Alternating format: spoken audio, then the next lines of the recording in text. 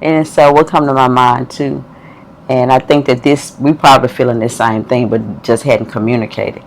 You are really big on when you put your word out there. So the launch was us putting the word, giving the news out that this is what we're doing. Now, it's other people that have, they know that we was doing the coaching all along, but it was like the official launching. It's like, let me put my word, let you hear my voice, let me present to you the presentation, let me give you the offer, right? And so we put our word out there, and there is no going back on that word. Now it's kind of like back in the days they used to shake hands to confirm a deal. So it's like when we showed up, we rented a space, we brought the merchandise up, and we showed up. And so it's kind of like, whoa, we put our word out there. We put the information out there, and there were and again, the people showed up to receive the information, which is an indication that the services that we're offering, that it is needed and wanted. And so and they were willing to come and hear what we had to say. And since we done put our word out there, it's no going back on that word. It's like, keep going. So let's plug in marriage right there. This is key for husbands and wives, that if you tell your wife something, husbands and wives, if you tell your wife something, husbands and wives, if you tell your husband something, be a man or woman of your word. Like, the only thing should keep you from keeping your word is death. You know what I'm saying? Other than that, like something emergency, weird, emergency may happen. But other than that, I just didn't, like, even for me, I'm gonna say it. If I say I'm gonna do it, I do everything I can, even if I'm tired. It's like, no, but I said I was going to, whatever it is.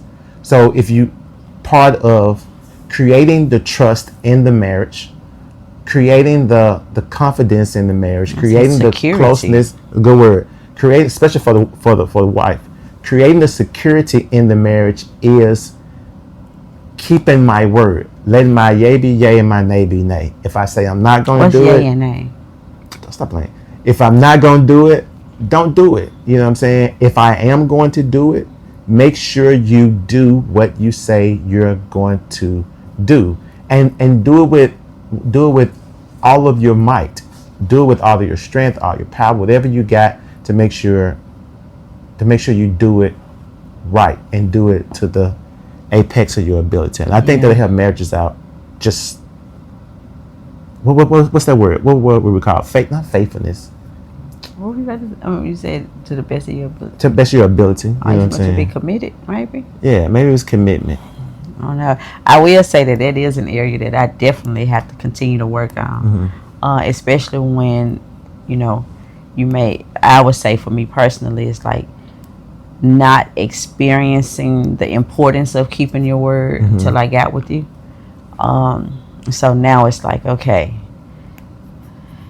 really think through what you said, and there's a lot of things that I do need to pick that word back up and do it, right?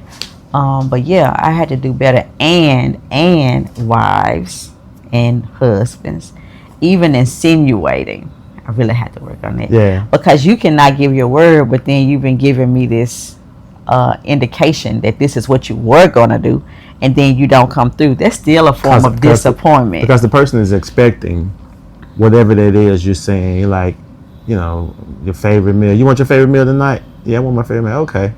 You want your favorite meal? And I get home after work, and I'm looking for like, I just didn't feel like, but you said you was gonna. I'm tired though. I just like, no, but you made it seem like you was really gonna. You insinuate. Yeah.